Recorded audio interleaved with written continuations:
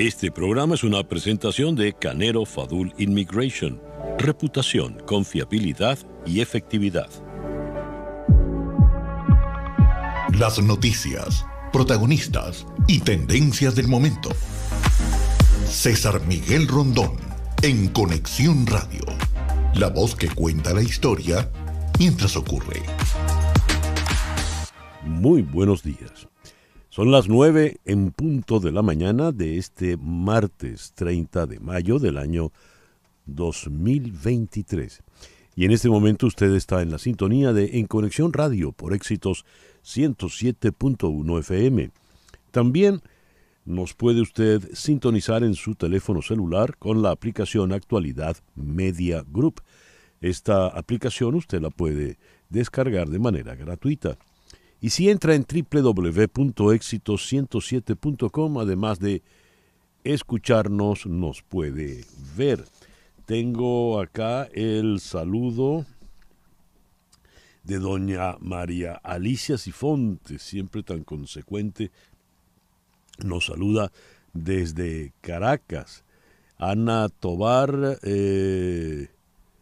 desde Puerto Rico, Guillermo Lozada en Georgia, William Estrada Ruiz en Sunrise, Juan Bautista González en una Caracas con fuertes lluvias, Nancy Teresa Herrera está en Valencia, Venezuela, José E. de Villa desde el estado Zulia, está cayendo un palo de agua, dice.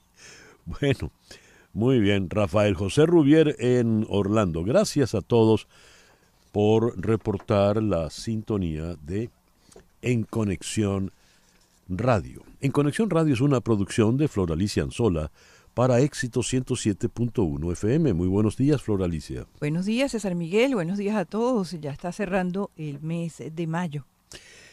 Laura Rodríguez está en la producción general. Buenos días, Laura. Muy buenos días a todos y feliz semana. Mariel Sofía Rodríguez está en la producción informativa desde Madrid. Buenos días, Mariel Sofía. Muy buenos días a todos nuestros oyentes y a todos mis compañeros en el estudio. Desde aquí, desde Madrid, un gran saludo. Jesús Carreño está en la edición y montaje y Daniel Patiño está en los controles. Buenos días, Daniel. Buenos días, César, equipo y a todos nuestros oyentes. Y ante el micrófono, quien tiene el gusto de hablarles, César Miguel Rondón. Hoy, 30 de mayo, es el día de Santa Juana de Arco, porque tal día como hoy la llevaron a la pira. San Anastasio de Pavia, felicitaciones a los Anastasios y Anastasias. Santa Dinfna, Santa Emelia, yo conocí a Amelia, pero Emelia. San Fernando III, San Gavino de Porto Torres, Santa Lorena, felicitaciones a las Lorenas. En el calendario astrológico de Enrico Mariani, el día de hoy tiene a la luna creciente en Libra, una luna por demás auspiciosa. La luna de Libra es la luna de la paz, es la luna del equilibrio, es la luna de la concordia, luna ideal para que se llegue a un acuerdo donde todas las partes sean beneficiadas. Es la luna, por ejemplo, para las reconciliaciones de todo tipo, desde las reconciliaciones en los negocios hasta las románticas, que son las mejores reconciliaciones. Tan buena puede ser esa reconciliación que dice aquí que es una buena luna hasta para casarse. En fin, luna creciente en Libra, sol en Géminis cuando nos amanece no, a propósito de este martes 30 de mayo del año 2023. En nuestra agenda de hoy vamos a conversar en Madrid con el periodista Ángel Expósito de la Linterna de COPE a propósito de las elecciones de ayer, del domingo, donde el PSOE salió muy mal parado. En Caracas vamos a conversar con el internacionalista, el doctor Carlos Romero, a propósito de la visita de Maduro a Brasil, la cumbre de presidentes suramericanos allá en Brasil. En Washington vamos a conversar con Celia Mendoza de La Voz de América a propósito del acuerdo al que por lo visto han llegado Biden y McCarthy. Y aquí en Miami vamos a conversar con Michelle Poler, la creadora de Hello Fears y el proyecto viral 100 Days Without Fear. Vamos a convertirnos en irreemplazables según el nuevo proyecto de Michelle. Y nuestro foro en la mañana de hoy se lo vamos a dedicar al arco minero del Orinoco, crimen, corrupción y cianuro. Nos acompañará Joseph Polisuk de Armando Info desde Ciudad de México y Fernando Fernández de la ONG venezolana Paz Activa. Esa será nuestra agenda para el día de hoy. Cuando vamos a las efemérides, tenemos que tal día como hoy, en 1265, nació el gran Dante Alighieri, el autor de la Divina Comedia. El 30 de mayo del año 1431 muere Juana de Arco, tras ser condenada por herejía, es quemada viva en una hoguera en la plaza del Mercado Viejo de Rouen, bajo el control de los ingleses. En ese entonces estábamos en el marco de la Guerra de los 100 años. El 30 de mayo de 1539, aquí en la península de Florida, el conquistador español Hernando de Soto desembarca en la bahía de Tampa con 600 soldados buscando oro. El 30 de mayo de 1778 murió François-Marie Auret, mejor conocido como Voltaire, escritor, polemista, abogado, anticlerical. De hecho era masón. Cuando está ya moribundo en la cama, se le acercan y le dicen: ¿quiere usted que traigamos al sacerdote? Y Voltaire le responde: bueno, sí, creo que ya no estoy en condiciones de buscarme más enemigos. El 30 de mayo de 1806, el terrateniente esclavista Andrew Jackson, más tarde presidente de Estados Unidos, mata en duelo a un hombre después de que éste acusara de bigamia a la esposa de Jackson. El 30 de mayo de 1831, el Congreso de Venezuela, ya separados de la Gran Colombia, fija definitivamente Caracas como capital de Venezuela. El 30 de mayo de 1848, México ratifica el Tratado de Guadalupe Hidalgo, que fue firmado previamente para poner fin a la Guerra México-Americana, cediendo oficialmente los actuales estados de California, Nevada, Utah y otros territorios a los Estados Unidos.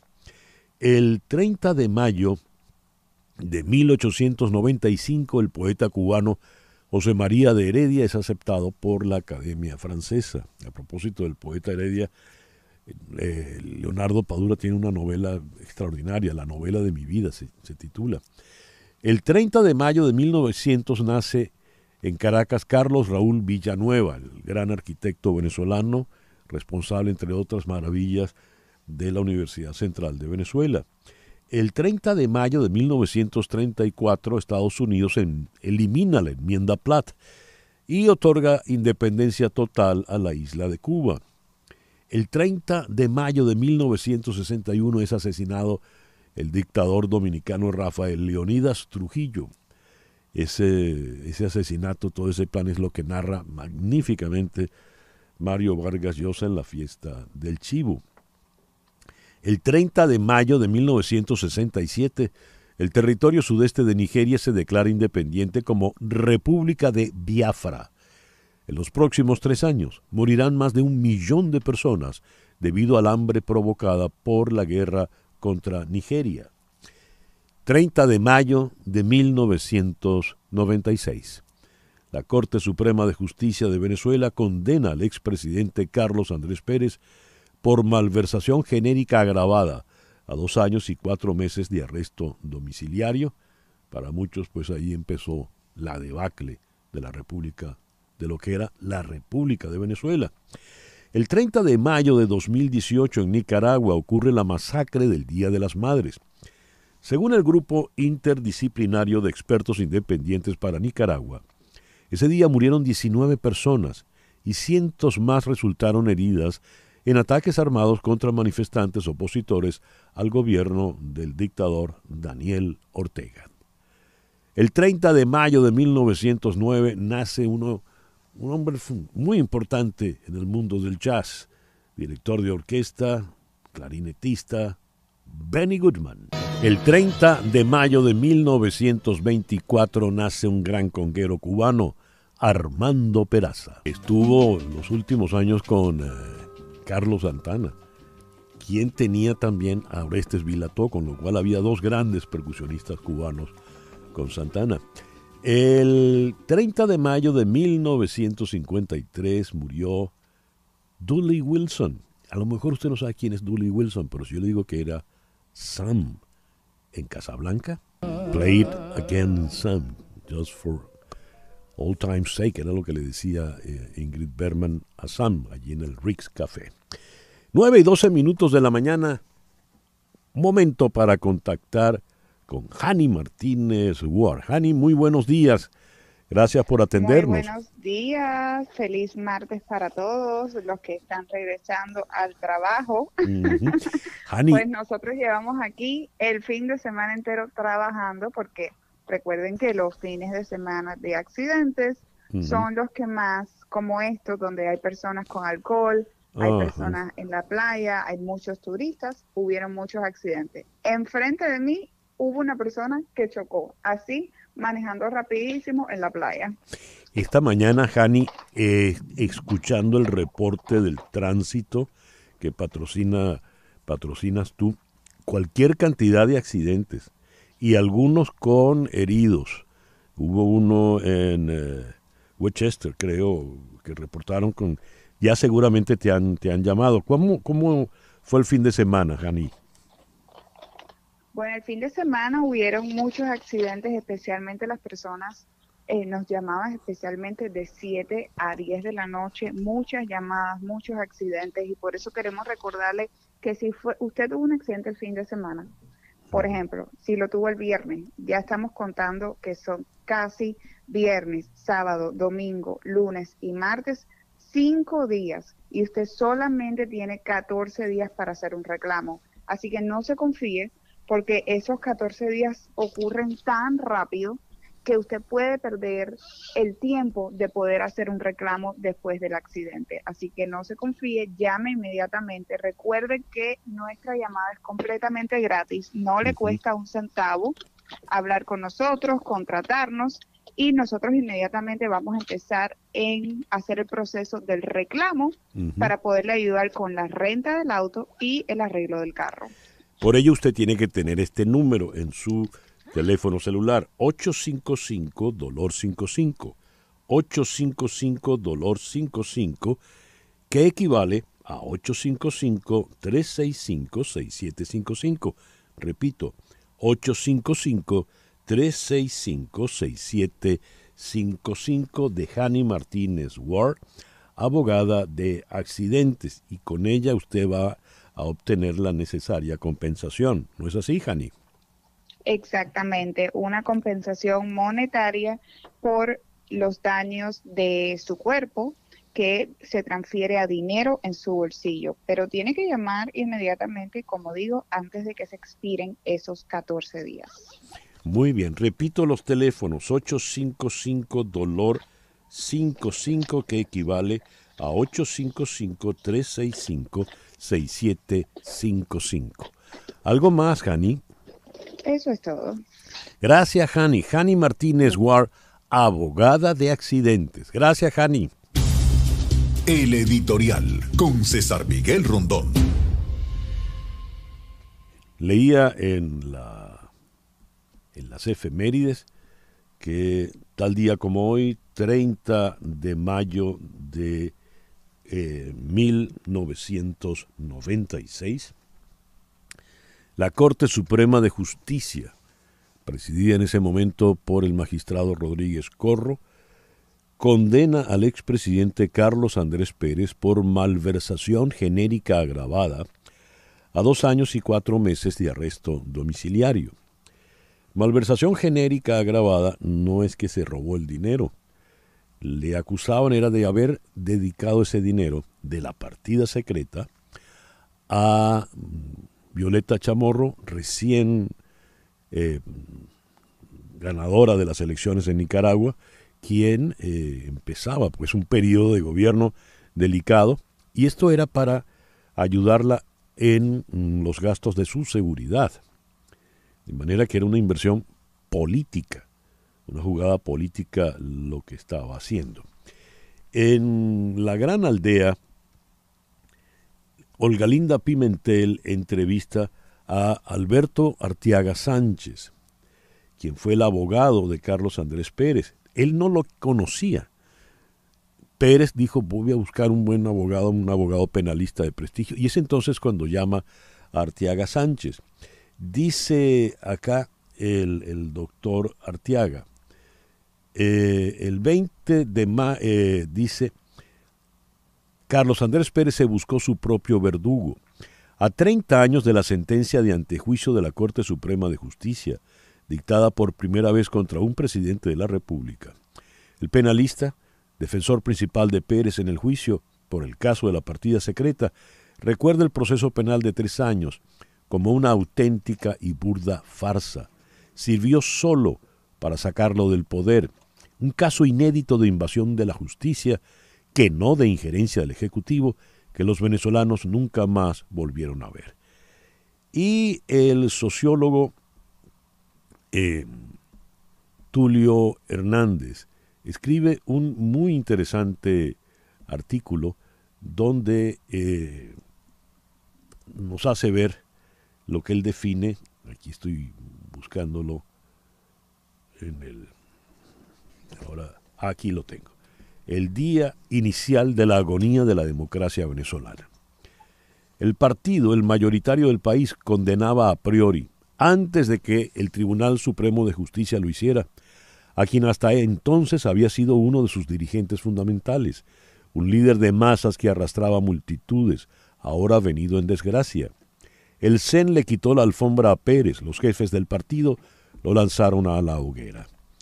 Lo que no sabían quienes lo defenestraban, escribe Tulio Hernández, es que en esa operación se suicidaban ellos también. En las elecciones presidenciales de 1988, Carlos Andrés Pérez y AD, triunfadores, habían obtenido 4 millones de votos, pero en las que siguieron a su expulsión, las de 1993, Claudio Fermín, derrotado, pasó a solo 1.300.000 votos, aproximadamente el 23% del total. Y en la del siguiente, la de 1998, cuando llegó Chávez, Acción Democrática sin candidato propio, no llegó siquiera al 10% del total de votos. De partido mayoritario había caído a la condición de pequeña minoría. Eso nos habla un poco de la miopía política. Más adelante, dice Hernández, desde el comienzo del proceso judicial, era para todos evidente que se había armado una conjura blindada en la que se supone figuraban como operadores Rafael Caldera, enemigo enconado de Pérez, los llamados notables, un grupo de intelectuales de brillo, con Arturo Uslar Pietri, víctima de amargo resentimiento contra AD desde los tiempos del golpe a Medina. Al frente, Luis Alfaro Ucero, un líder rural de AD, aparachic, de mucho poder y pocas luces, ilusionado con la idea de ser presidente. Algunos banqueros nacionalistas que se oponían a la propuesta de apertura de la competencia a la banca internacional y, por supuesto, la mano negra de quienes aupaban en la oscuridad de los cuarteles a la logia militar que había asestado el sangriento pero fallido golpe de Estado de febrero de 1992. En apenas 2 meses de juicio, Pérez fue condenado a 2 años y 4 meses de arresto por malversación agravada de fondos públicos al desviar $17 millones de partidas secretas para apoyar al gobierno de la presidenta nicaragüense Violeta Chamorro. La farsa jurídica había triunfado. 17 millones, cuando hoy, por cualquier detalle, hablamos de $3.000 millones robados. Así pues, las cosas. Leo ya para cerrar este párrafo del mismo artículo de Tulio Hernández. Pérez no huyó del país ni intentó dar un golpe de Estado. cumplió honrosamente la sentencia de cárcel, fue nombrado senador por el estado Táchira, volvió al Congreso y dejó un mensaje premonitorio advirtiendo que si el país no reaccionaba a tiempo con Chávez, volveríamos a una dictadura, que es la que ahora tenemos. 9:22 de la mañana, una pequeña pausa y ya regresamos en Conexión Radio con las noticias de Estados Unidos, Venezuela, América Latina y el mundo. Continuamos en breve con César Miguel Rondón en Conexión Radio por Éxitos 107.1 FM. Estamos en Conexión Radio con César Miguel Rondón. 9:24. Noticias de Estados Unidos con César Miguel Rondón en Conexión Radio. Después de que el presidente Biden y el speaker de la Cámara, Kevin McCarthy, firmaron un acuerdo presupuestario final y un aumento del techo de la deuda, las dos partes embarcaron en una tarea difícil: vender la legislación a sus respectivos partidos para que sea aprobada por el Congreso. Los republicanos conservadores y los demócratas progresistas se apresuraron a expresar su preocupación por ciertos aspectos del acuerdo, y cada lado expresó preocupación de que su liderazgo ganó muy poco o concedió demasiado en las negociaciones. Los funcionarios de la Casa Blanca y el equipo de McCarthy pasaron gran parte del domingo trabajando para convertir el acuerdo en una victoria para su propio lado y asegurar a los miembros de los partidos que fue la otra parte la que finalmente cedió en ciertas prioridades. En este momento los demócratas están muy molestos, dijo McCarthy en Fox News Sunday, afirmando que el líder de la minoría de la Cámara de Representantes, Hakeem Jeffries, le dijo no hay nada en el proyecto de ley para los demócratas.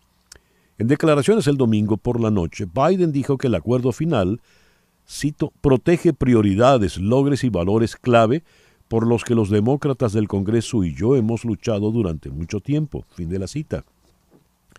Cuando se le preguntó qué diría a los miembros que creen que Biden hizo demasiadas concesiones, el presidente respondió: descubrirán que no lo hice.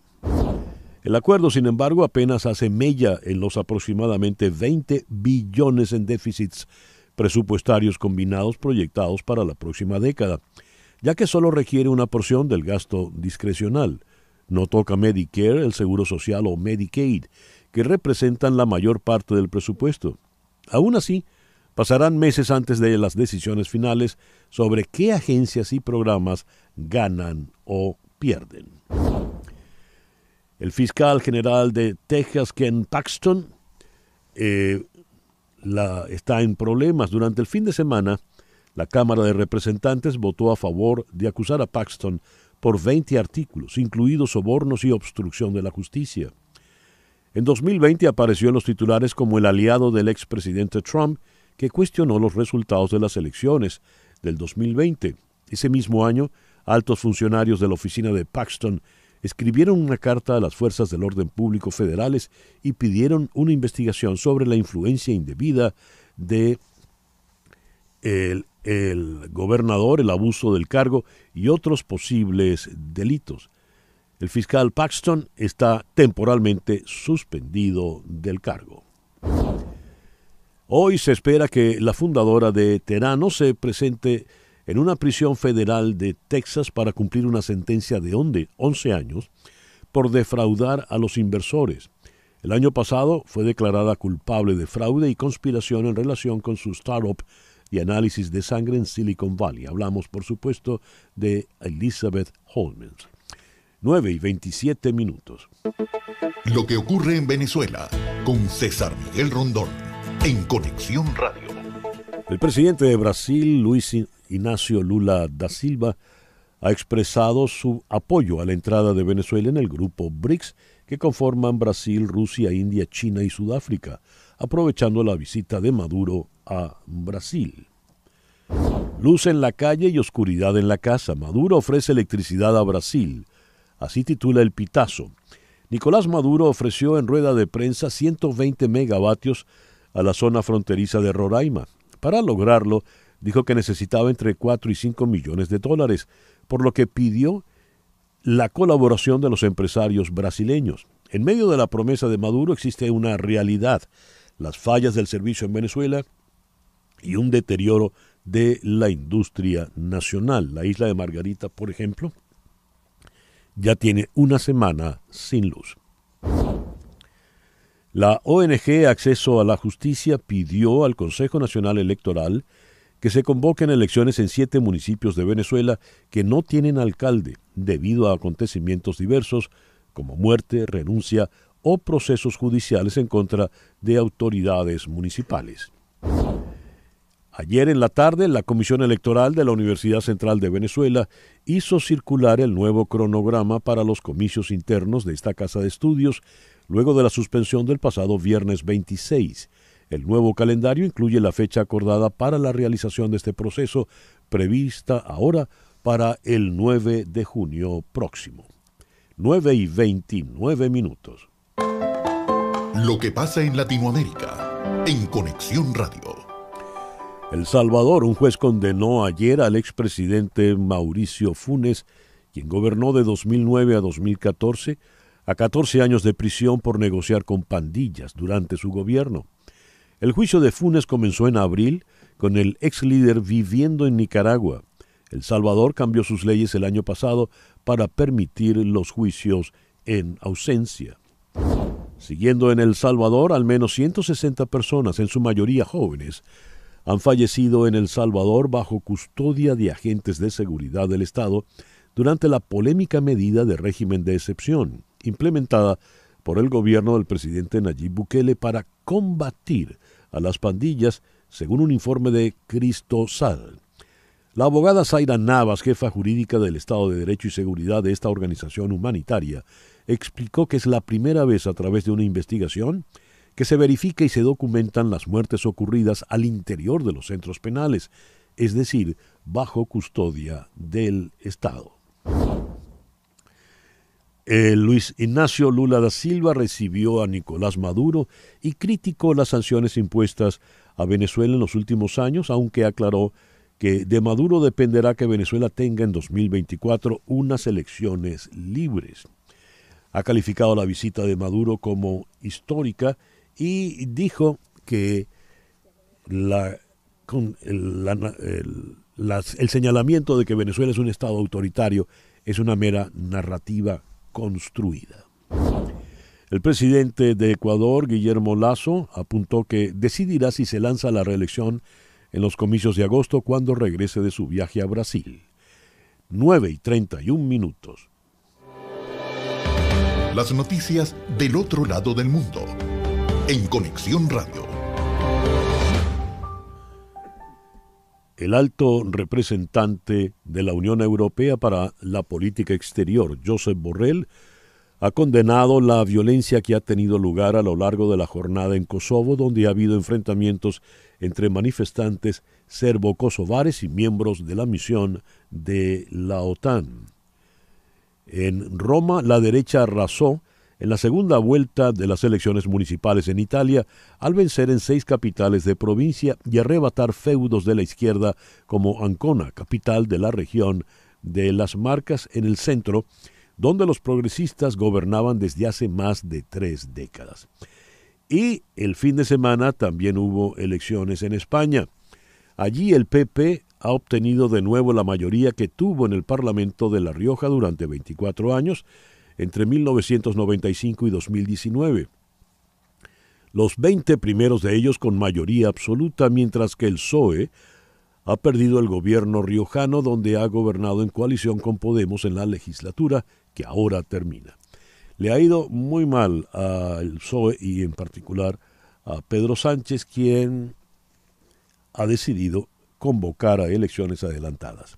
¿Qué pasó en esa jornada electoral? Vamos a Madrid, en la línea telefónica de la linterna de COPE, Ángel Expósito. Ángel, muy buenos días, muy buenas tardes por allá. Gracias por atendernos. ¿Qué tal? ¿Cómo estás, amigo? Buenas tardes. ¿Qué visión tienes? ¿Qué lectura le das a lo que ocurrió el pasado domingo en toda España? Bueno, una lectura múltiple. Si tuviera que resumir, yo creo que es una especie de moción de censura adelantada por parte del electorado. Eran elecciones locales, elecciones, lo que aquí llamamos autonómicas. En Estados Unidos sería federales, Sí. en cada estado de Estados Unidos. No son elecciones al Parlamento, no son elecciones a la presidencia del gobierno, pero sí es un varapalo muy, muy, muy severo para el presidente del gobierno y para el Partido Socialista, para el centro izquierda y la izquierda en España. He leído que España con ese resultado electoral ha vuelto al centro en la medida en que tanto Podemos como Vox no resultaron precisamente beneficiados, aunque algo distinto le leía a Abascal. ¿Qué opinión te merece eso, Ángel? Yo creo que no es, vamos, mi interpretación, no es exactamente así. Yo creo que los grandes perdedores de esta jornada, viendo los datos, son la izquierda y la más izquierda, para entendernos. El Partido Socialista del presidente del gobierno y la más izquierda, casi chavista, de Podemos, para entendernos. El centro derecha, el partido de centro liberal, ha desaparecido y ha ganado la derecha moderada, lo que aquí llamamos el Partido Popular. Vox ha subido incluso. Vox sigue siendo llave en determinados territorios, en determinados estados, para entendernos, pero no es, y muchísimo menos, la segunda fuerza política o quien puede gobernar en España. Es socio fundamental, pero no se puede entender que ha sido derrotada como ha sido Podemos, ni mucho menos ha subido en votos. ¿Qué ocurrió con Bildu? Bildu, para entendernos, es el apoyo, los herederos políticos, lo que sería el Sinn Féin en Irlanda del Norte, los herederos políticos de lo que fue un movimiento terrorista en toda regla. Es como si ahora mismo las FARC se constituyeran en un movimiento político y ese movimiento político, años después, es socio del gobierno, que es lo que está ocurriendo ahora. Bildu, en su territorio, que es lo que aquí llamamos el País Vasco y Navarra, ha subido de manera muy importante. ¿Eso qué quiere decir? Que el electorado le ha perdonado en gran medida, y por simplificar, le ha perdonado en gran medida aquellos crímenes y aquella historia. Son socios del gobierno y donde el gobierno ha bajado, en este caso los socios de Bildu han subido. En el conjunto de España, esa relación y esa sociedad del Partido Socialista con los herederos del terrorismo le han castigado enormemente. Sí. Pero allí, en el territorio del País Vasco, la gente le ha votado. Ese es el resumen. ¿Por qué Sánchez decide adelantar las elecciones generales? Bueno, mi interpretación es porque le interesa a él. Punto. No, es que el titular basta para resumir toda la información. Le interesa a Pedro Sánchez. No le interesa a Europa, no le interesa al conjunto de España, no le interesa a la ciudadanía. O sea, es que está convocando elecciones en plenas vacaciones de verano en España, cuando un 30 o un 40% de los españoles ni siquiera está trabajando, ni siquiera está en su casa para votar. Por lo tanto, desde el punto de vista lógico, es un disparate. Le interesa a él. ¿Por qué? Pues porque cuanto antes mejor. Porque no va a tener que retratarse de cara a los pactos con Bildu, porque va a pillar al resto de la izquierda sin conformar un partido político en condiciones, y porque va a haber mucha gente que no va a votar. La participación le perjudica, la participación alta le perjudica, porque muchísima gente no va a votar porque sencillamente no estará en su ciudad, en su mesa electoral, para echar la papeleta. Y eso le beneficia a Sánchez. Es única y exclusivamente por su interés. Ya. ¿Cuándo son estas elecciones, Ángel? El 23 de julio. Aquí en España es pleno verano. Aquí las vacaciones de verano son entre el 15 de julio, 15 de agosto, poco más o menos, la gente oscila. El 23 de julio es plenísimas vacaciones de verano. Ya. Ángel, muchísimas gracias por estos minutos en el programa de hoy. Pues a ti por llamarme y por contar siempre conmigo como analista. Muchas gracias. Gracias a ti, Ángel. Ángel Expósito, de el muy popular programa La Linterna de COPE, allá en España. En Moscú, el ejército ruso se ensañó ayer con la capital ucraniana, que fue bombardeada por primera vez en mucho tiempo a plena luz del día.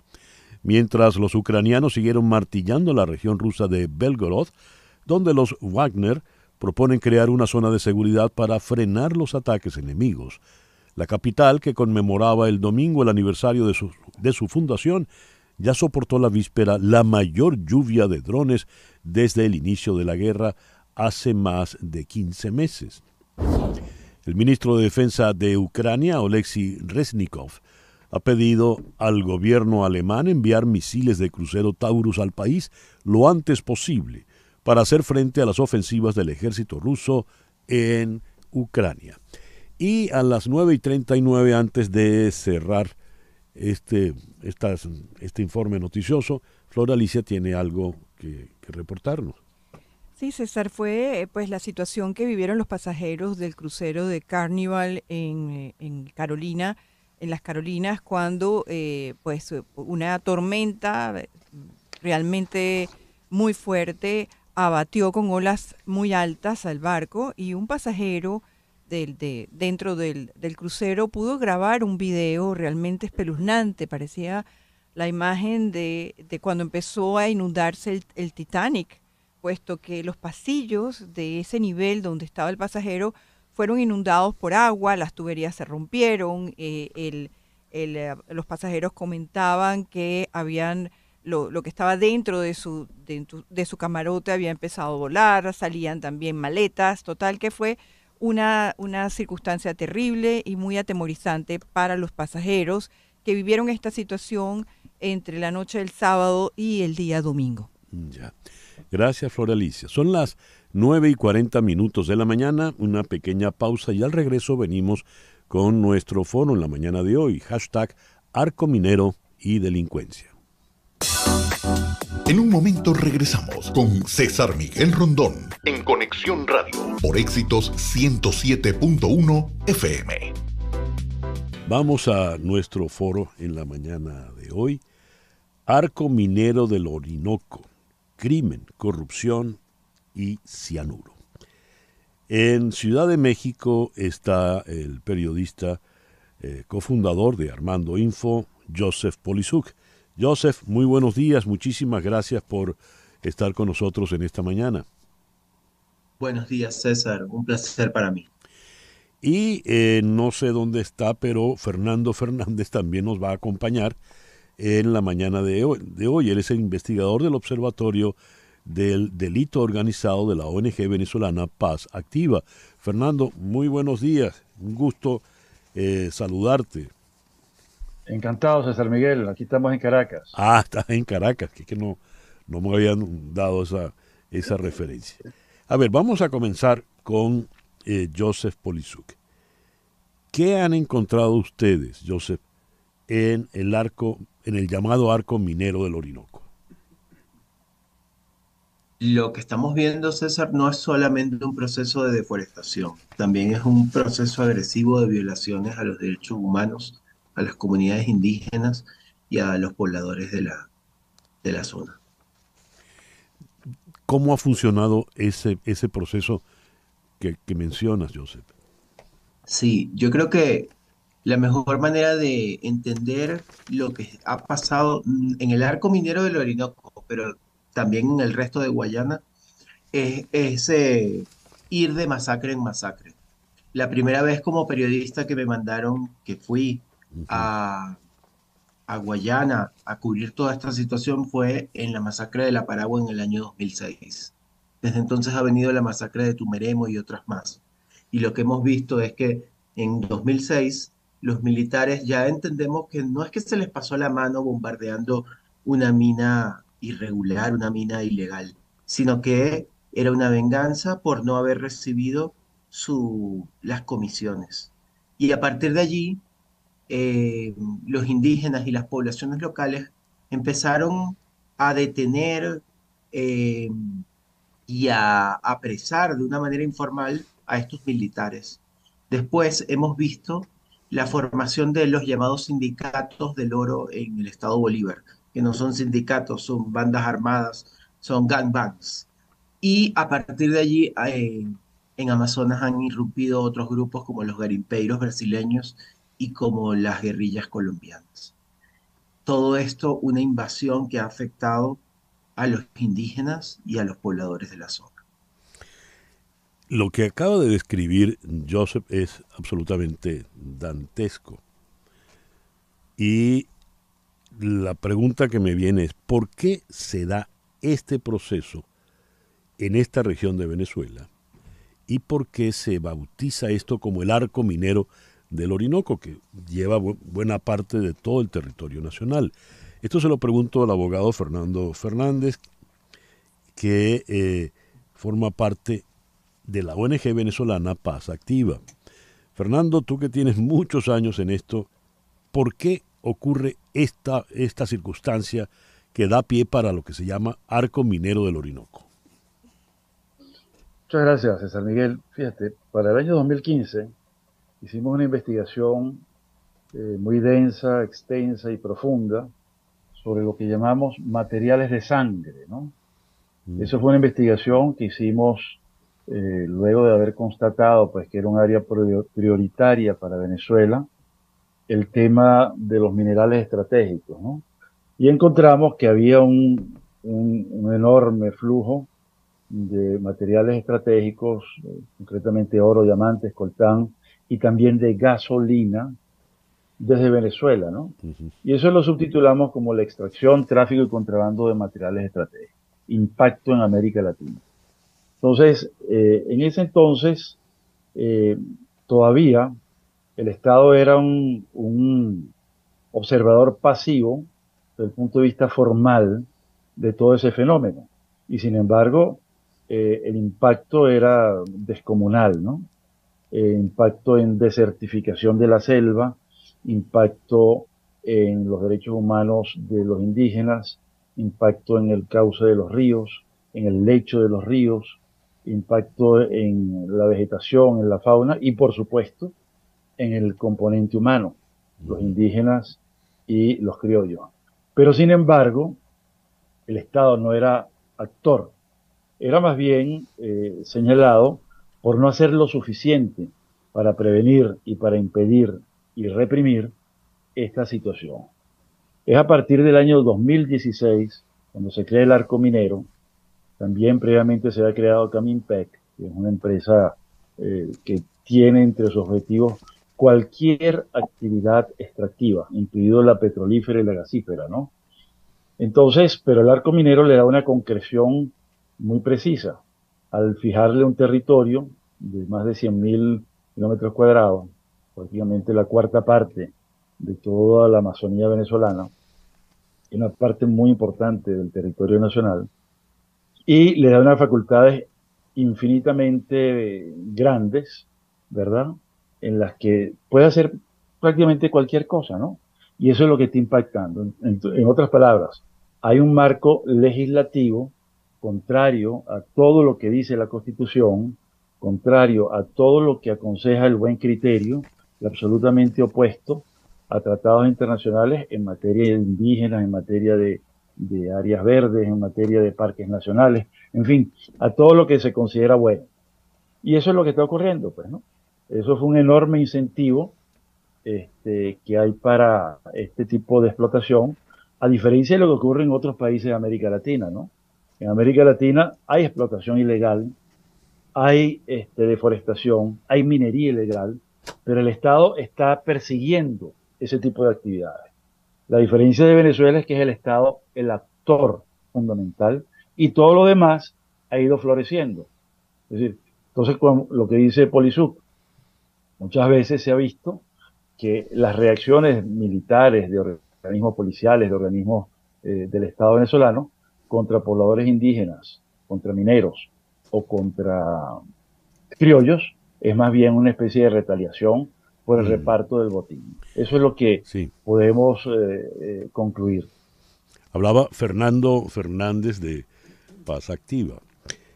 A ver, si el primer testimonio de Joseph Polisuc fue dantesco, lo que nos acaba de dar Fernando Fernández es peor. Es decir, de un estado pasivo pasamos a un estado que lidera la actividad delictiva. Le pregunto a Joseph Polisuk, dijiste, la primera masacre que te tocó cubrir era una retaliación, era un castigo, una venganza porque los indígenas no habían contribuido con los militares. ¿Podrías especificar un poco más eso que ocurrió, Joseph, por favor? Sí, eso fue en el año 2006. Fue una masacre perpetrada por el ejército, no contra los indígenas, contra los mineros que estaban ejerciendo la minería ilegal, algo muy común en todo nuestro país desde hace mucho tiempo. Eh, y bueno, a partir de allí, como te decía César, ya los militares entendieron que no podían ejercer el control directo de estas minas y han empezado han invadido esta zona un cóctel de grupos irregulares, los llamados sindicatos del oro, las guerrillas y los garimpeiros. Pero Joseph, las masacres, porque sí. te hablaba de que hay que entender el país y el arco minero ahora a partir de masacre en masacre. La masacre de Tumeremo, por ejemplo, muy sonada en el año 2014, casi 10 años después, ya no fue perpetrada por militares venezolanos, sino por estos llamados sindicatos del oro cobrando el botín. O sea, hay una clara invasión del territorio donde no se está ejerciendo la soberanía y donde grupos irregulares se han repartido, como dicen ustedes, el botín. A ver, Fernando, según lo que acaba de decir Joseph Polisuk, cuando dices el Estado pasa a ser el actor, ¿cómo se distribuye ese concepto de Estado entre sindicatos, militares, en fin, toda esta, porque pareciera que hay una suerte de organización, ¿o no? Fíjate, es una situación anárquica peor que la que detectamos en el 2015, ¿no? Uh-huh. Porque ya esto es objeto de una nueva investigación que hemos realizado sobre el tipo de criminalidad contra los derechos humanos que existe en la zona, ¿no? Entonces, tomando datos que están dispersos, pero bien documentados, uno se consigue con el informe que acaba de presentar el Grupo de Acción Financiera Internacional del Caribe, que es un grupo muy calificado de expertos latinoamericanos y caribeños, ¿verdad? De los cuales forma parte Venezuela, por cierto, a nivel estatal. Ellos detectaron que hay en Venezuela, desde el año 2013, ha habido una extracción de oro de 700.000 millones de dólares.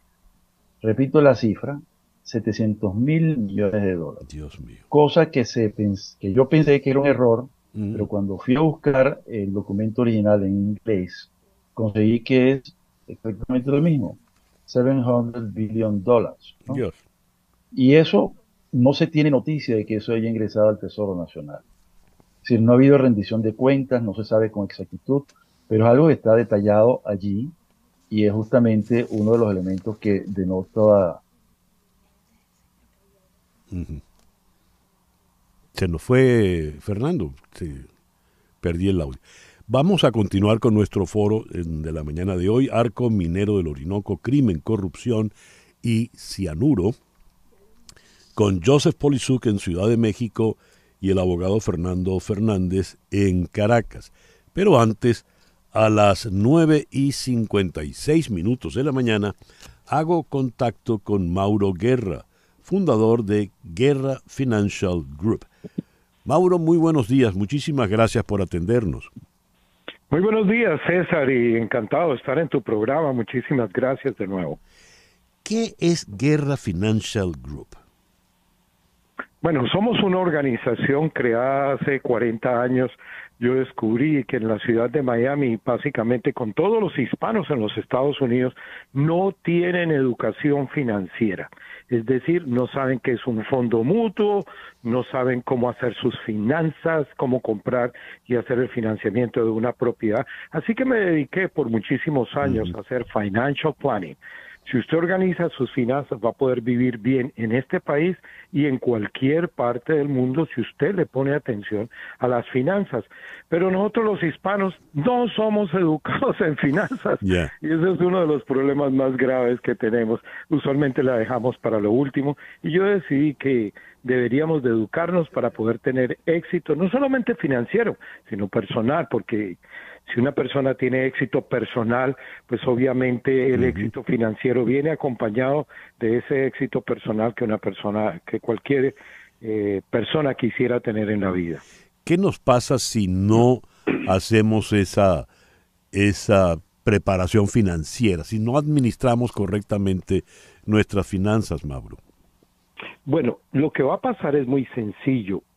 Usted siempre va a permanecer a la sombra, siempre preguntando que qué debe hacer para cualquier movimiento. Y además yo siempre le digo a la gente, oiga, pero ¿usted para qué trabaja? ¿Cuál es el propósito de su trabajo? ¿No es tener una mejor vida? ¿No es darle una mejor vida a su familia? Todos los días estamos peleando siempre por cómo hacer mejor para nuestras familias. Entonces, si una persona tiene el conocimiento y está pendiente de qué es un 401k, qué es una cuenta de ahorros, dónde le pueden pagar intereses, ahora se consigue al 4,75% intereses. Se pueden conseguir y usted puede mantener el dinero hasta cash. Y entonces en el banco, ¿qué hace el dinero? El banco está trabajando con su plata y usted ni se da cuenta que puede poner a producir el dinero. Si una persona tiene después de ahorrados, qué sé yo, 40, 50 mil dólares, ya si tiene a ese dinero, imagínese, ganándose el 4 o el 5%, 5 por 5, 25, se ganó $2,500 simplemente por saber dónde ponen las garzas, como yo siempre digo. Ya. Aprenda dónde se debe colocar el dinero y usted tendrá éxito. ¿Tú puedes darnos, Mauro, asesoría directa en todo eso? A las personas que en este momento te están escuchando dicen, ah, caramba, lo que dice el señor Guerra tiene mucho sentido. ¿Tú puedes asesorarnos? Claro que sí. Lo que hacemos es lo siguiente. Yo tengo un equipo de cerca de 35 personas.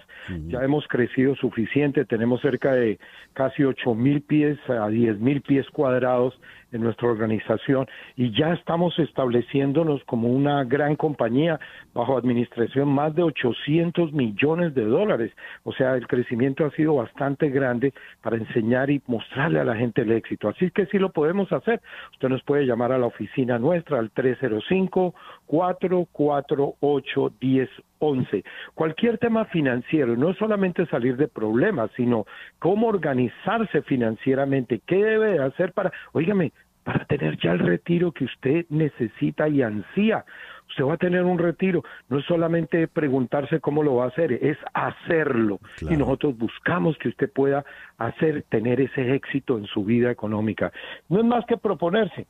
Simplemente nos llama al 305-448-1011. Una persona le va a poder servir, le va a poder dar ideas, hace una cita personalmente con nosotros, nos lleva a su vida económica y le vamos a preparar un plan de retiro, un proceso, un mapa para su vida económica, que es lo más importante. Así que el número a llamar es el 305-448-1011.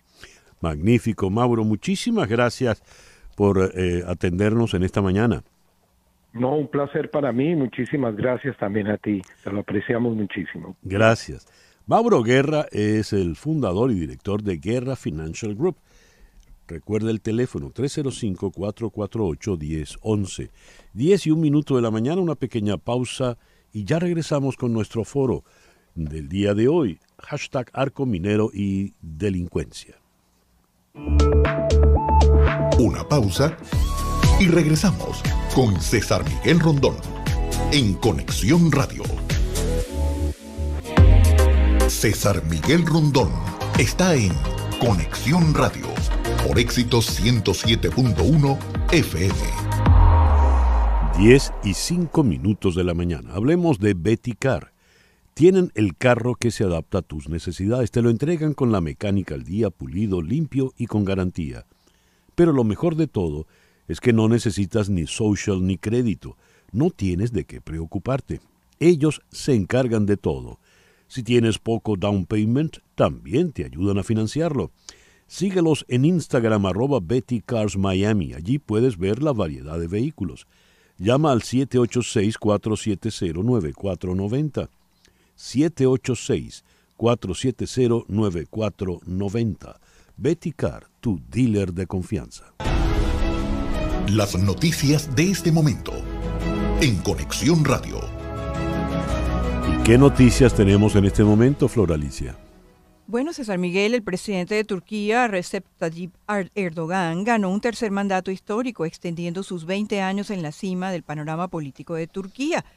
Erdogan derrotó al retador Kemal Kılıçdaroğlu en la segunda vuelta de las elecciones del domingo, después de no poder obtener una mayoría absoluta en la primera ronda de votaciones a mediados de mayo. Esto ha significado también una postura por parte de algunos países de Occidente, en específico el de Alemania. El canciller alemán Olaf Scholz invitó ayer al presidente turco Recep Tayyip Erdogan a Berlín a una visita inaugural de su nuevo mandato durante una conversación telefónica que sostuvieron ambos después de que saliera vencedor. Scholz enfatizó la estrecha conexión entre Alemania y Turquía, también como países socios de la OTAN. Los expertos estiman que Erdogan seguirá jugando un rol bisagra entre Rusia y los aliados occidentales, siempre buscando el beneficio de su propio país. También noticias de Uganda. La Oficina de Naciones Unidas para los Derechos Humanos se declaró horrorizada ante la aprobación de una nueva ley contra la homosexualidad en Uganda, que incluye largas penas de cárcel y la pena de muerte ante determinados delitos. Por su parte, en Sudán, el ejército y el grupo paramilitar Fuerzas de Apoyo Rápido acordaron ayer prorrogar por 5 días la tregua de una semana a falta de unos pocos minutos para que expirara una nueva extensión que tiene como objetivo allanar las conversaciones para un cese de hostilidades de larga duración. Gracias, Flor Alicia. Regresamos a nuestro foro, a #Arcominero y Delincuencia con Joseph Polisuk en Ciudad de México y Fernando Fernández en la ciudad de Caracas. La referencia que nos dejó Fernando en la parte anterior fue realmente dramática, además de que estamos hablando de cantidades de dinero sencillamente desorbitantes. Ahora, le pregunto a Joseph Polisuk, ¿cómo está funcionando cuando uno va a esa zona que se llama Arco Minero, según la concepción de Nicolás Maduro? ¿Qué es lo que encuentra hoy por hoy, Joseph? Es una buena pregunta, César, porque están cambiando las cosas por lo visto y es parte de una investigación que vamos a publicar en unas semanas. Te comentaba el panorama de que ha habido una invasión de grupos irregulares, pero empezamos a ver que están empezando a salir empresas opacas que no se sabe bien su procedencia, instalándose en ese sitio. O sea, primero permitieron el caos y ahora el gobierno está fundando empresas afines a ellos con opacidad y sin conocer bien las condiciones para finalmente procesar los minerales que han cambiado todo el tejido social de la zona. ¿Y quién manda allí? ¿Qué tipo de autoridad es la que se ejerce? Porque por lo visto todo el mundo anda armado, parece una película de vaqueros. Todo el mundo anda armado. ¿Y quién decide? Sí, todo ha quedado a discreción del caudillo de la zona, llamémoslo así. Estos grupos irregulares están ejerciendo el control. Pero además, César, estamos hablando del arco minero. El arco minero es una solución económica que a partir de la crisis venezolana, la crisis económica y de la bajada de los precios del petróleo, el gobierno de Nicolás Maduro encontró para obtener dinero rápido, cash. Pero esta situación que estamos describiendo no solamente está en ese territorio llamado o limitado como arco minero. También, por ejemplo, se está repitiendo en el estado de Amazonas, donde oficialmente que oficialmente no es parte del estado minero, del arco minero, pero además donde desde el año 89 está vedada cualquier tipo de minería. Dios. Fernando, en tu intervención anterior decías, cuando hablabas de esta cantidad exorbitante de miles de millones de dólares, apuntaste, esto no ha entrado de ninguna manera al fisco nacional, no se sabe de ello. Y Joseph acaba de decirnos, el arco minero es la solución que ha buscado en medio de la crisis económica el régimen de Maduro para tener cash inmediato. ¿Cómo se maneja ese dinero? ¿Cómo entre sindicatos, grupos guerrilleros, militares venezolanos, cómo se maneja el dinero? ¿Cómo funciona eso? Fíjate, hubo un informe que se hizo en el 2021, nada más y nada menos que por la Unión Europea y la OCDE, ¿no? Sobre ese asunto. Ellos detectaron una producción para ese año de 4.400 millones de dólares, para ese año. Es un corte en el tiempo, ¿no? Y justamente señalan que muy poco porcentaje de eso entra en las arcas nacionales. No fijan un porcentaje porque no hay, digamos, estadísticas oficiales confiables, cosa que también detallan ahí. ¿Ok? Entonces, lo que dicen, te lo voy a leer, ¿no? Por favor. Ok. Si bien es extremadamente difícil estimar la producción de oro en Venezuela, la capacidad de procesamiento, los informes sugieren que posiblemente podría llegar a 75 toneladas por año. En julio de 2021, el valor del mercado de esa producción debía superar los 4.400 millones de dólares estadounidenses. Investigaciones sugieren que la producción actual real en toda Venezuela asciende entre un tercio y la mitad de esa cantidad. Los flujos de oro dentro de Venezuela se pueden clasificar en dos grandes títulos, centralizados y dispersos. En una metáfora aproximada, los flujos centralizados corren hacia el grifo, mientras que los flujos dispersos son las fugas de plomería. En otras palabras, lo que debería ir al centro, es decir, se escapa, y lo que no va, se escapa con mayor razón, ¿no? Más abajo dice la OCDE, ¿no? La producción de esas instalaciones parece estar dividida entre el Banco Central de Venezuela y las personas expuestas políticamente. ¿Sí? Y bueno, es muy largo el informe, son 68 páginas. Este es un extracto y hay que verlo, pues, porque es sumamente dramático lo que está ocurriendo. Hablaba Fernando Fernández. Si, como dijiste, Joseph, ha habido cambios, ha ido evolucionando la situación. Al paso que vamos, ¿qué podemos esperar de esa región que abarca el arco minero en 10 años, por ejemplo? Yo creo, César, que no es solo un problema de Venezuela hoy en día. Y otra vez empezaba advirtiendo que esto no es solo un caso de deforestación masiva, agresiva, sino también de derechos humanos. Yeah. En los años 90, Venezuela sufrió todos los desmanes de la guerrilla colombiana. Cambie el futuro de Venezuela. Entre quien entre por la puerta del Palacio de Miraflores, esto también va a ser un problema para Brasil, para Colombia. Pero esto no se conversa, por lo visto. Estoy seguro que en las largas conversaciones que han tenido Lula y Maduro en Brasil, no han hablado, no se ha informado, no ha trascendido que hayan hablado de estas cosas, ¿no? Claro, y vayamos a la historia, veamos un análisis histórico. En los años 90, la verdad es que ambos países, Brasil y Venezuela, se sensibilizaron con la masacre de Ho Chi Minh en los 90. Pues nosotros hemos logrado hacer un mapa interactivo con inteligencia artificial, entender dónde están estos grupos y estas minas ilegales. Y han vuelto los garimpeiros brasileños. Hay incluso denuncias engavetadas en la Defensoría del Pueblo del Estado de Amazonas, donde los indígenas Yecuana, que históricamente no han sido amigos de los Sanema, están advirtiendo que los Sanema han sido esclavizados por estos garimpeiros brasileños. Si el mundo se rasga las vestiduras porque en China hay campos de concentración contra comunidades islámicas, ¿por qué en Venezuela ni siquiera sabemos, en Venezuela y en Brasil, ni siquiera sabemos que esto está pasando? Interesantísima la pregunta. Fernando, ¿tendrías tú una respuesta para ella? Bueno, fíjate, yo creo que el problema, como decía Joseph, no es solo un problema delictivo contra el ambiente, porque se está produciendo la desertificación de la selva.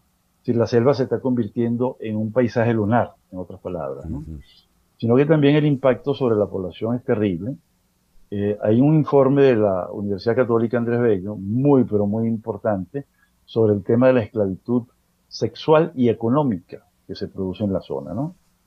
Y esto es tan irónico porque justamente se están cumpliendo 30 años, ¿verdad?, de la masacre de Jacimú.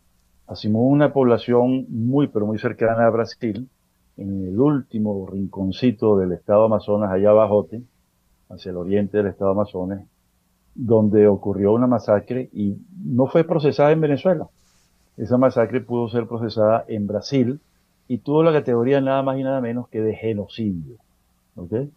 Eso es sumamente grave porque quiere decir pues que estas poblaciones están sujetas a ya acciones de violencia realizadas en ese caso, en el caso que mencioné, por garimpeiros, pero aquí también siguen ocurriendo esas cosas, ¿no?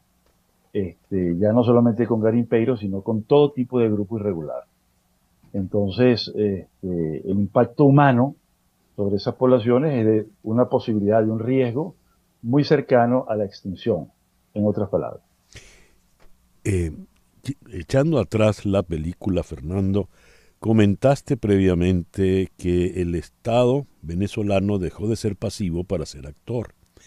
Y acabas de mencionar una circunstancia espantosa. En el año 2023 hay esclavitud. En Venezuela hay un tipo de esclavitud terrible porque además hay esclavitud sexual. ¿Qué hace ese Estado actor con relación a este tema de la esclavitud puntualmente, por ejemplo? Mira, no se conocen actuaciones judiciales, que es lo que debería proceder desde el punto de vista del Estado de Derecho, ¿verdad?, para procesar esos casos. En la situación que te comenté de Jacimú, que ocurrió en 1993, el Estado quedó comprometido ante la Comisión Interamericana de Derechos Humanos a tomar medidas para prevenir este tipo de casos, este tipo de hechos. Eso se hizo durante un tiempo muy precario, durante el gobierno de Caldera, pero eso luego se abandonó y no ha ocurrido exactamente nada más.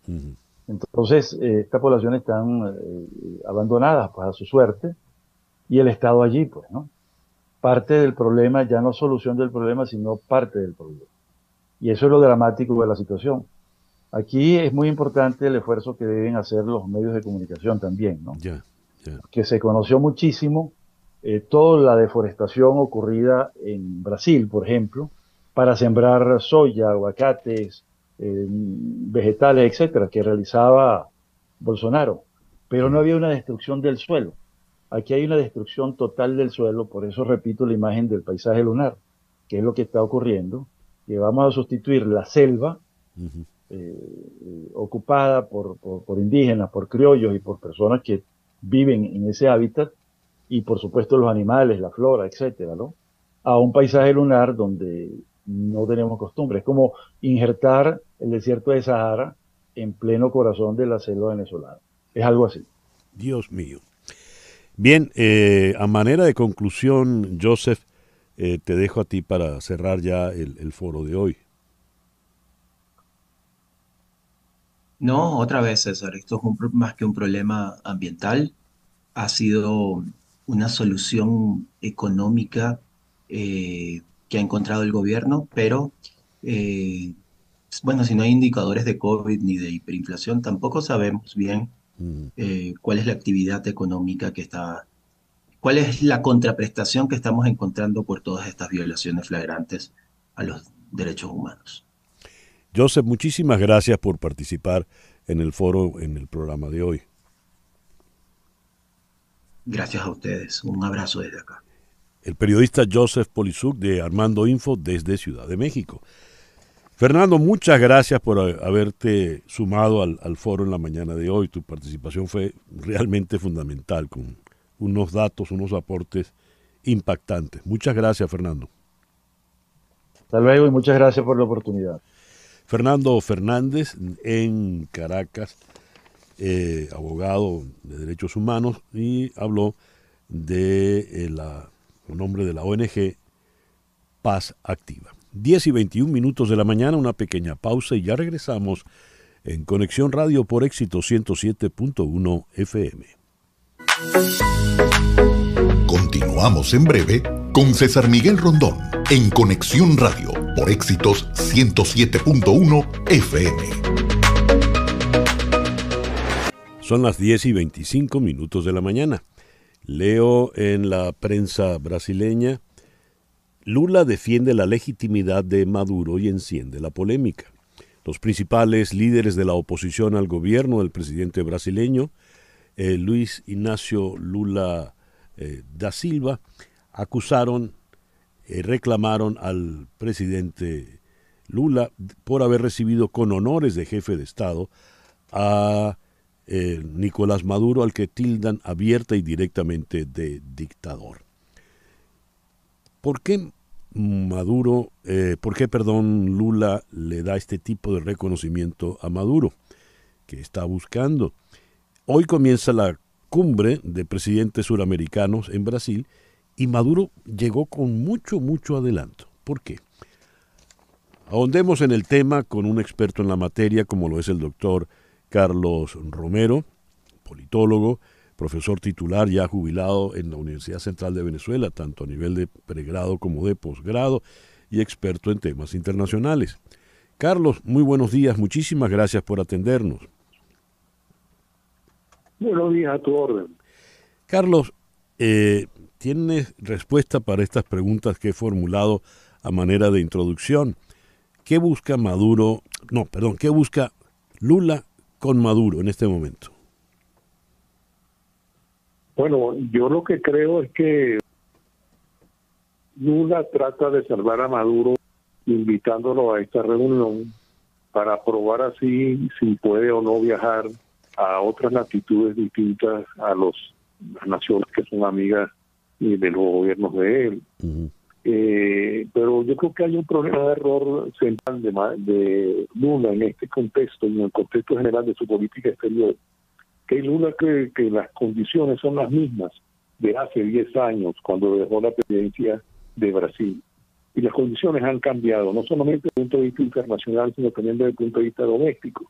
Fíjate tú la reacción mayoritaria que ha habido por parte de sectores políticos, opositores, de congresantes, de intelectuales, de periodistas, etcétera, sobre la decisión de Lula de aceptar que el presidente Maduro tomara parte de esta reunión informal de presidentes y expresidentes de América del Sur, que tiene como objetivo fundamental tratar de reconstituir UNASUR, que es un aparato estructural internacional que se creó en los países del sur, entre ellos Lula y el expresidente Chávez, y que en realidad hoy por hoy no vale un centavo, porque se han ido varios países de UNASUR, ha habido una exclusión de UNASUR de los grandes momentos internacionales, y eso lleva entonces a tratar de revivir algo que no se puede hacer. Ese es el contexto en el cual yo me explico la conducta del presidente Lula. Claro, te preguntaba qué busca Lula, porque evidentemente el interés de Maduro está de bulto, es decir, para él cualquier reconocimiento, cualquier invitación, como decías, distinta a la de los países que puede volar es ya muy buena. Pero ¿cómo queda frente a los otros presidentes de América del Sur? ¿Qué puede hacer, qué puede aportar Maduro allí? Bueno, no puede aportar mucho porque todos los presidentes de América del Sur, incluyendo algunos que pueden ser tildados de izquierdistas o de progresistas, tienen serias reservas sobre la conducta internacional y la conducta doméstica del gobierno venezolano. Por lo tanto, creo que va a haber dos conductas. Una, de ignorarlo, es decir, de evitar tener contiempo o por el contrario, tener una demasiada cercanía. Y la otra conducta va a ser la de denunciarlo, que eso puede estar en las manos del presidente de Uruguay, que no comulga con las ideas de Lula y mucho menos con las ideas de Maduro.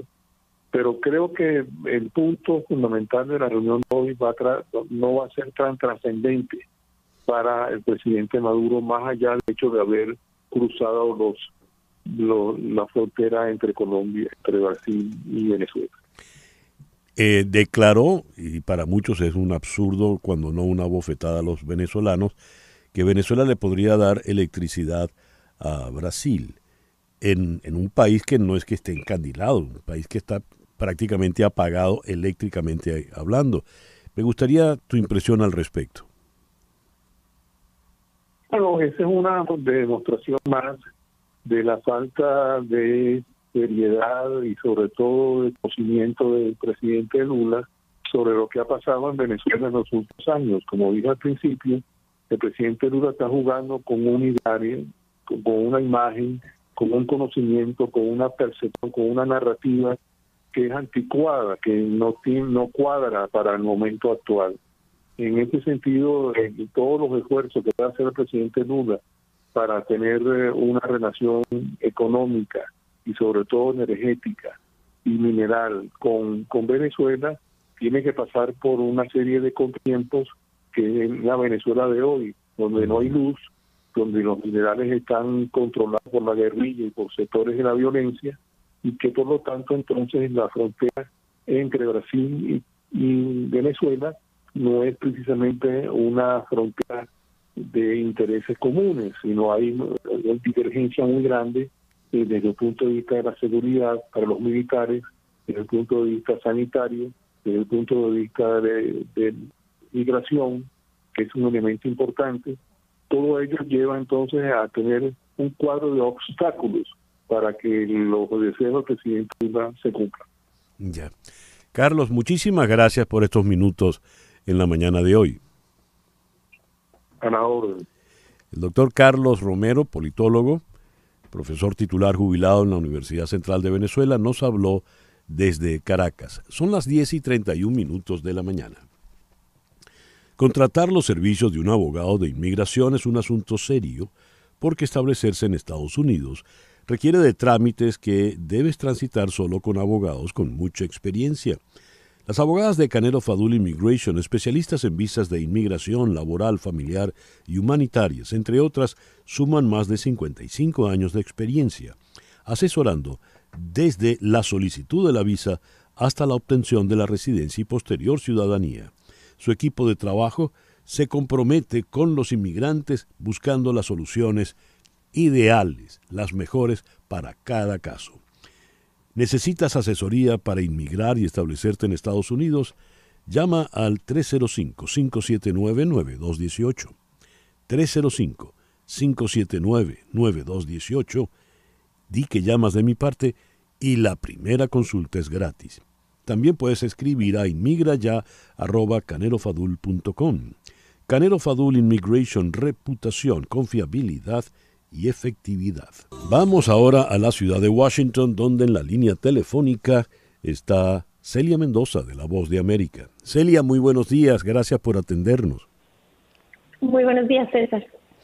Celia, aparentemente ya se llegó a un acuerdo, hay humo blanco entre Joe Biden y Kevin McCarthy. Pero ese acuerdo, por lo visto, tiene severas críticas en los extremos de cada partido, entre los más conservadores del Partido Republicano y entre los más izquierdistas del Partido Demócrata. ¿Cómo se va a superar esa situación? ¿Cuán grave puede ser? Bueno, realmente, César, ese es uno de los puntos más importantes que existen. Estamos a tan solo horas de que el país pueda quedarse sin los fondos para pagar la deuda y tendría consecuencias irreversibles para la economía del país y para los estadounidenses. Esto es lo que le permite a McCarthy tratar de negociar con los extremistas del Partido Republicano, que ya han dicho que no votarán por este acuerdo, y también al presidente mandar este mensaje a los demócratas progresivos, quienes aseguran que hay muchas cosas que se están entregando y que no serían beneficiosas para sus comunidades. Recordemos que esto inició hace ya meses, cuando la Casa Blanca dijo que no iba a entregar ninguna concesión y que quería un proyecto de ley limpio que aumentara el techo de la deuda fiscal. Los republicanos no lo llevaron así y pues llegamos a este punto. Lo que en este momento está sucediendo es un trabajo de manejo político muy amplio, donde republicanos y demócratas están tratando de analizar y llegar y calcular cuál podría ser el riesgo y la pérdida de este acuerdo. Ahora, en términos generales, se espera que tengan los votos para que pueda ser aprobado. Ya ha pasado una de las primeras pruebas en esta jornada. Se espera que puedan llegar a avanzar en el Comité de Apropiaciones y de Fondos del Presupuesto y que esto permita que se avance. Pero no significa que no hayan preocupaciones por parte de la Casa Blanca, que ha estado trabajando fuertemente para alcanzar a algunos de estos demócratas progresistas, porque se sabe que los republicanos tendrán un ala que no estarán, que se trata del Freedom Caucus, que no estarán votando por él. De hecho, Ken Buck de Colorado, uno de los congresistas que ha dicho que esto era simplemente inaceptable y que no había manera de que ningún republicano votara por ello. Los republicanos lo esperan. Sabemos que el señor a cargo de este negocio no solamente McCarthy, pero en su mano derecha el señor Rusty, ha estado trabajando para tratar de lograr que los votos estén y necesitarán definitivamente demócratas, pero al mismo tiempo se está llegando a un punto que podría ser irreversible. Algo que es importante, César, que hay que resaltar es que esta extensión sería una extensión de 2 años, lo que evitaría que estemos en esta misma situación en medio de una elección presidencial. Celia, numéricamente hablando, si estos extremistas en ambos partidos votan en contra del acuerdo, ¿podría ser aprobado en definitiva o no? ¿O eso serviría pues para boicotear el acuerdo? Podría servir para boicotear el acuerdo, y este es uno de los problemas más importantes que hay que determinar, César, porque el proceso debería ser sencillo. Debería ser sencillo en el sentido de que permitiría que se pase por el Congreso, se mueva hacia el Pleno, sabemos que está en el comité, y de allí llegue al Senado y llegue a las manos del presidente. Esto es un proceso técnico, sencillo, pero hay mucha política detrás de esto, César, y eso impide que se pueda tener por cierto que va a suceder. De ahí la preocupación y la urgencia con la que están trabajando en las últimas horas los miembros de ambos grupos de trabajo, porque para McCarthy ya está siendo vendida como un éxito. Recordemos que él hizo muchas concesiones, casi no logra agarrar la silla como líder de la Cámara de Representantes, y esta sería su primera gran victoria. Pero también para el presidente, hasta cierto punto, le permitiría mostrar que es capaz de mediar. Algunos de los expertos aseguran que cuando las partes más extremas de los dos partidos están en contra de un acuerdo, significa que es un buen acuerdo, porque a la larga no satisface el total de las dos partes. Quisiera, te llamo la atención, Celia, sobre algo que me intriga un tanto. El Partido Republicano tiene en este momento una carrera electoral ya prematura, pero ya establecida, procurando la candidatura presidencial. Trump, DeSantis, Nikki Haley, en fin. ¿Cómo es que ninguno de ellos se ha abierto a opinar sobre este tema? Creo que en este momento es un tema que para ellos es particular. Recordemos que están en una primaria y hay que hacer un poco de contexto, César, teniendo en cuenta que durante la administración de Donald Trump se aumentó por lo menos 3 veces el techo de la deuda fiscal. Así que si estamos viendo que durante uno de sus mayores competidores para los republicanos es Donald Trump y están en estas primarias, tienen que ser cuidadosas con cualquier comentario que hagan, porque hay que recordar que tendrían esta misma munición a la hora de atacar a Donald Trump. Así que esto yo creo que debe ser una de las razones principales. Están haciendo un cálculo y esto es una estrategia política más allá de si están o no a favor, porque posiblemente estarían en contra de Joe Biden y de lo que está sucediendo, por lo menos es la posición tradicional, pero en este caso en particular hay que resaltar el hecho de que están siendo posiblemente sus equipos de trabajo se están manteniendo fuera de esta pelea porque les vienen peleas mucho más serias en las que quieren meterse y en las que tienen el pellejo mucho más sensible cada uno de ellos. Muy buena observación. Celia, muchísimas gracias por estos minutos en la mañana de hoy. Gracias a ti. Celia Mendoza, de La Voz de América desde Washington. El reloj indica 10:39 de la mañana. Hacemos una pequeña pausa y ya regresamos en Conexión Radio por Éxito 107.1 FM. Una pausa y regresamos con César Miguel Rondón en Conexión Radio. Leo esto. Irreemplazable es la nueva conferencia de Michelle Poler. Michelle es esa maravillosa, joven, talentosísima mujer creadora de Hello Fears, Hola Miedos, y del proyecto viral 100 Days Without Fear, 100 días sin miedo. Pero ahora nos plantea irreemplazables. ¿Cómo adueñarnos de nuestra marca personal para convertirnos en irreemplazables? Wow, que le digan. Porque uno lo que oye suele ser, nadie es imprescindible, ¿ok? Así que yo puedo despedirte mañana. Eso vale para el trabajo, la relación de pareja y tantas otras cosas. Pero ¿cómo soy irreemplazable? Michelle, muy buenos días. Muchas gracias por estar con nosotros en esta mañana. Hola, qué emoción. Gracias por tenerme aquí. A ver, Michelle, tú eres irreemplazable. Yo quiero serlo también. ¿Cómo hago? Bueno, esto es muy interesante. Resulta que el otro día una amiga me dice, Michelle, ¿tú has probado la herramienta esa de inteligencia artificial que se llama ChatGPT? Y yo, la verdad, que no la había probado. Le digo, no, ¿de qué trata? Y me dice, imagínate que le haces cualquier pregunta y responde como si fuera un humano. Y ella me dice, yo hice las preguntas que a mí me hacen normalmente mi audiencia, mis clientes, y respondía mejor que yo. Y me dice ella, somos reemplazables, ¿puedes creerlo? Y yo me quedo pensando y le digo, ¿sabes qué? Yo soy 100% irreemplazable. Y ella se me queda viendo como que, ¿what?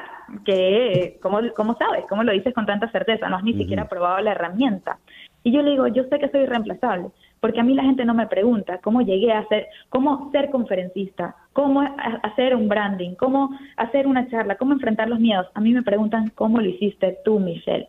La gente quiere aprender de mí, quieren aprender por mi trayectoria, por mi marca personal que yo me creé, por mi tono, por la manera en la que yo explico las cosas. Entonces ninguna máquina, ninguna computadora, ni siquiera otra persona puede venir y contestar las preguntas mejor que yo cuando la gente quiere aprender de mí. Y me di cuenta entonces la importancia de que lo que sea que nosotros vayamos a hacer, adueñarnos de nuestra esencia, para que las personas que nos escuchen quieran más de eso, más de nosotros.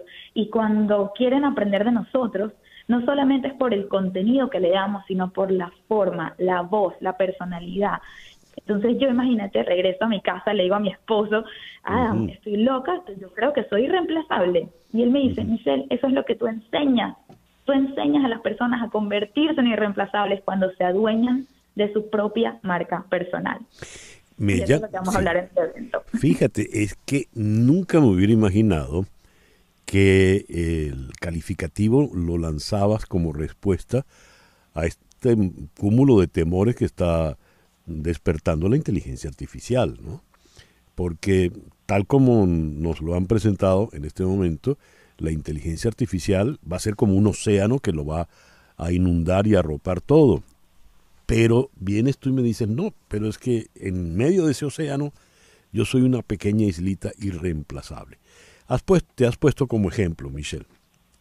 Ahora, exactamente. Te has puesto como ejemplo y tú eres una mujer joven de mucho éxito.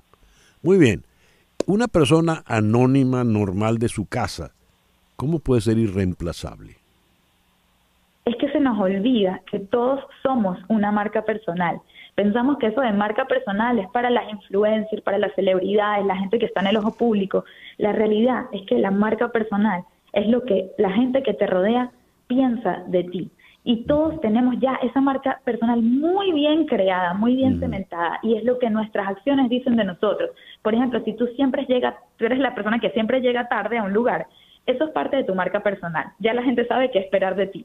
O si eres esa persona que siempre está haciendo a los demás sentirse bien, sentirse atendidos, vistos, eso también es parte de tu marca personal. Y lo que yo quiero es que las personas sean más intencionales con su marca personal. ¿Y cómo logramos eso? Entendiendo quiénes somos, viendo hacia adentro y haciéndonos las preguntas correctas. Por ejemplo, si yo te pregunto, ¿cuáles son tus 3 valores principales? Es importante que uno mismo sepa la respuesta a eso. Y todos aquí valoramos muchas cosas, pero, ¿sabes? Nuestras acciones son las que responden a cuáles son esas cosas que valoramos más que otras. Y qué importante que cuando tú lo ves y lo sabes, puedes ser más intencional. Por ejemplo, si tú valoras mucho la bondad, ¿Qué cosas adicionales a las que ya vienes haciendo puedes hacer más para cementar eso? Y que cuando la gente te describa a ti, la gente que te importa, no cualquier persona, pero las que te importan, te aseguren de incluir siempre esa palabra como uno de tus valores principales. A ver, las personas que vayan a ir a esta charla tuya, ¿van a salir con qué? ¿Qué elemento van a tener que antes no tenían? Confianza propia. Porque ¿sabes qué? La mayoría de las personas se están comparando constantemente con el de al lado. Todos nos comparamos, todos. Si soy buena o no soy buena mamá, es comparación a las otras mamás. Si soy buena trabajadora, si soy buena esposa, si soy buena nuera. Todo el tiempo en todos nuestros roles nos estamos comparando. Y yo vengo a enseñarles en esta conferencia que lo que son es suficiente. Y ya con eso que ellos tienen por dentro, lo que ya somos, podemos lograr lo que queremos. Y lo importante es que nos adueñemos de esa marca personal, que nos atrevamos a abrazar lo que somos, con las cosas que nos gustan y las que no. Y de hecho vamos a darle la vuelta a esas cosas que tanto criticamos de nosotros mismos, porque nos vamos a dar cuenta que esas cosas también son las cosas, lo que nos hace únicos y que son un derivado de lo que nos hace increíbles. Bueno, yo quiero ser irreemplazable y entonces te voy a ir a escuchar. Ay, claro que sí, por favor, ya estás en mi lista de invitados. No, pero ¿qué debemos hacer? No me invites, yo quiero hacer como la persona que nos esté oyendo en este momento y se sienta interesado en asistir. ¿Qué debe hacer? Mira, pueden comprar la entrada en Ticketplate. Ahí si buscan Irreemplazable o mi nombre, Michelle Poller, la van a encontrar. O si me siguen en mi Instagram, @MichellePoller, en el perfil, ahí en la biografía está el link directamente al evento. Pero sí, busquen Irreemplazable, Michelle Poller y van a llegar al link. Muy bien. ¿Y cuándo es? Repítelo. ¿Y cuándo? ¿Dónde? ¿A qué hora? El evento es este sábado 3 de junio en el Doral, en el Hotel Intercontinental del Doral, a las 10 de la mañana. Es como para tomarnos una mañana de introspección para salir de ahí con muchísima confianza a comernos el mundo ese fin de semana. Muy bien. Me vienen calificativos, ¿no?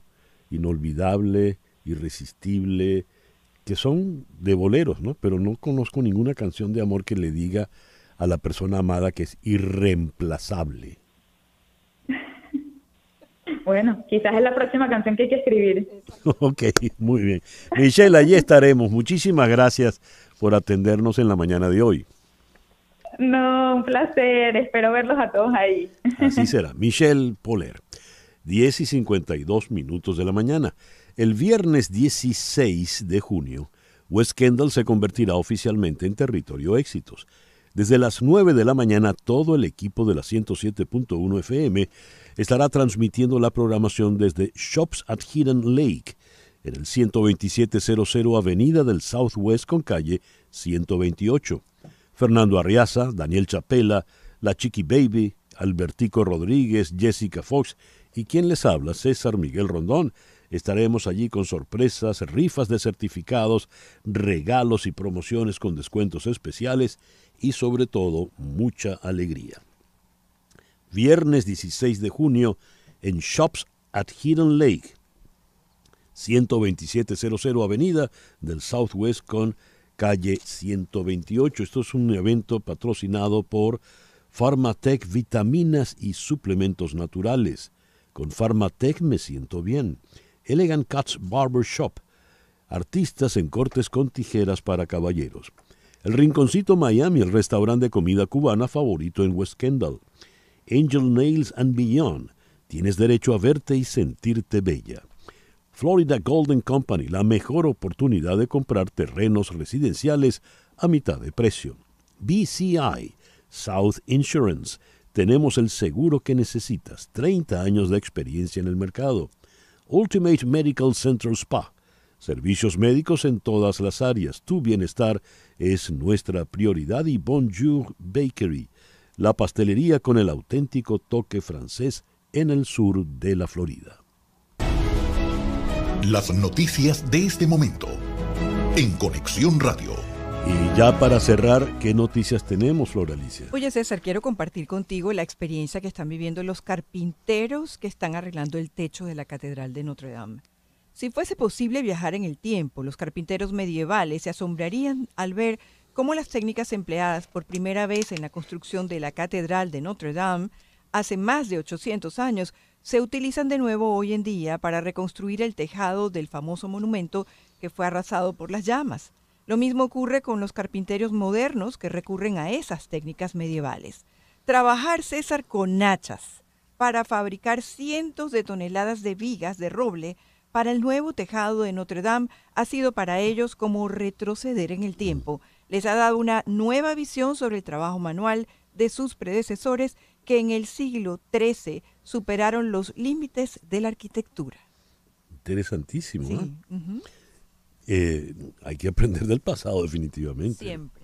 Muy bien. Y como es costumbre, les recuerdo, hoy es el día de qué. Hoy es el Día Mundial contra la Esclerosis Múltiple, Día Internacional del Síndrome Prader-Willi, Día del Geógrafo en Venezuela, y es la festividad de Santa Juana de Arco. 10:56. En Conexión Radio es una producción de Flor Alicia Anzola para Éxito 107.1 FM, con Laura Rodríguez en la producción general, Mariel Sofía Rodríguez en la producción informativa, Jesús Carreño en la edición y montaje, Daniel Patiño en los controles, y ante el micrófono, quien tuvo el gusto de hablarles, César Miguel Rondón.